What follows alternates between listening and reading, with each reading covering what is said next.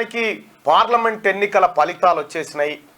అందరూ exit polls ద్వారా కొంత కన్ఫ్యూజ్ అయినప్పటికీ ఎగ్జిట్ పోల్స్ను పబ్లిక్ అంతా ఫూల్స్ చేసేసారు.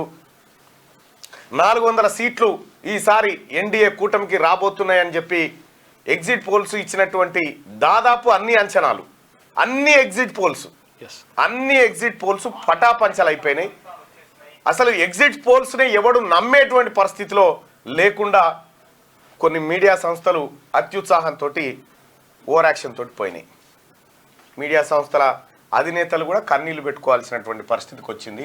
ఎటువంటి ఇంత పరిస్థితి మాకు రాకపోతుండే అని చెప్పి మొదటి నుంచి చెప్తూనే ఉన్నాం.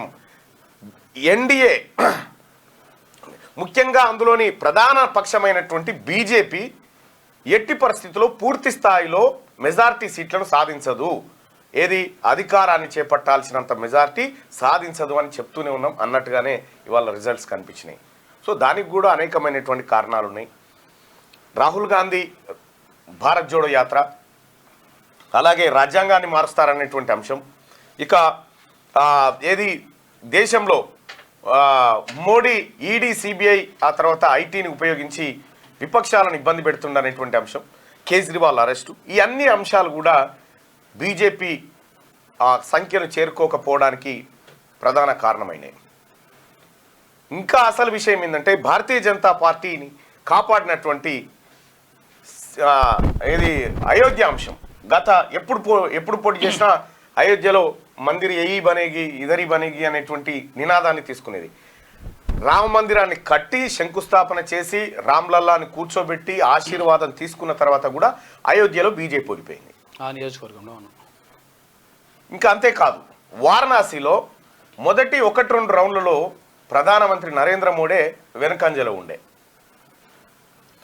ఇదే ఉత్తరప్రదేశ్లో పోయినసారి 63 స్థానాలు సాధించినటువంటి భారతీయ జనతా పార్టీ 30 స్థానాల పైచిలకు పడిపోయింది. అఖిలేష్ యాదవ్ అనుకున్నంత పనిచేసిండు. అక్కడ కాంగ్రెస్ ఎస్పీ కూటమి బలంగా అత్యధిక స్థానాలను సొంతం చేసుకోగలిగింది.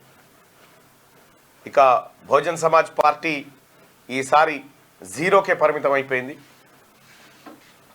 అటు మధ్యప్రదేశ్ క్లీన్ స్వీప్ చేసింది భారతీయ జనతా పార్టీ. సో ఇట్లా కొన్ని హిమాచల్ ప్రదేశ్ ఇట్లా కొన్ని రాష్ట్రాల్లో క్లీన్ స్వీప్ చేయడం ద్వారా భారతీయ జనతా పార్టీ ఇప్పుడు ఆ సంఖ్యను కూడా రాకపోతూ ఉండే. ఇక్కడ దక్షిణ భారతదేశంలో ఉన్నటువంటి కూటమి, ఆ కూటమి ఇప్పుడు ఈ 16 సీట్లు ఇక్కడి నుంచి, ఏది ఏపీ నుంచి, అటు కర్ణాటకలో 20 పైచిలకు స్థానాలు, ఇట్లా కొద్దిగా గట్టెక్కిన పరిస్థితి. లేకపోతే ఆ మ్యాజిక్ను కూడా దక్షిణ భారతదేశం రకంగా కాపాడిందని చెప్పుకోవాలి. మొదటిసారిగా కేరళలో ఖాతా తెరిచారు వాళ్ళు, తమిళనాడులో 0.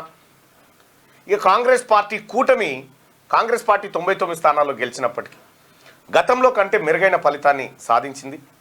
కానీ పూర్తి స్థాయిలో 272 మ్యాజిక్ ఫిగర్ ఏదైతే ఉందో ఈ ఇండియా కూటమి అందుకోలేకపోయింది. ఇక్కడ తమిళనాడులో డిఎంకే, పశ్చిమ బెంగాల్లో దీదీ, ఉత్తరప్రదేశ్లో అఖిలేష్ యాదవ్, వీళ్ళు ప్రధానంగా ఈ కూటమిలో భారీ సంఖ్యను యాడ్ చేసినటువంటి వాళ్ళు. ఇటు ఇంకొక విషయం, బీహార్లో నితీష్ కుమార్ ఇప్పటికే 2 సార్లు ఎన్డీఏలో 2 సార్లు ఇండియా కూటమిలో ఉన్నటువంటి వ్యక్తి. అంటే ఆయనకు ఎప్పుడెక్కడ ఉంటాడో తెలియదు అనేటువంటి ఒక చర్చ ఆయన మీద ఉంది. సరే, ఏదైనప్పటికీ కూడా ఆయన సీట్లు చంద్రబాబు సీట్లు లేకపోతే చాలా ప్రమాదంలో ఉండేది ఇప్పుడున్నటువంటి ఎన్డీఏ ప్రభుత్వం, ఇప్పుడు గెలిచినటువంటి ఎన్డీఏ. అక్కడ వాళ్ళు ఇక్కడ వీళ్ళు ఇచ్చినటువంటి సీట్ల ద్వారానే కొంత మెరుగైన ఫలితాన్ని ఇవాళ ప్రొజెక్ట్ చేయగలిగింది. 3వ పోటీగా నరేంద్ర మోడీ గారు లేదంటే బీజేపీ ప్రభుత్వం ఎన్డీఏ కూటమి అధికారం చేపట్టబోతా ఉంది. సో ఇక్కడ సర్వే, పోస్ట్ పోల్ సర్వేలు, ఎగ్జిట్ పోల్ సర్వేస్ అన్నీ ఫేక్ అనేది స్పష్టమైపోయింది. ఫేక్ మీడియా ఎంత ప్రచారం చేసినా కూడా ప్రజలు అల్టిమేట్గా ఇవ్వాల్సిన తీర్పునే ఇచ్చారు. ఏ తీర్పు అయితే ఇవ్వాలో అదే తీర్పునిచ్చారు.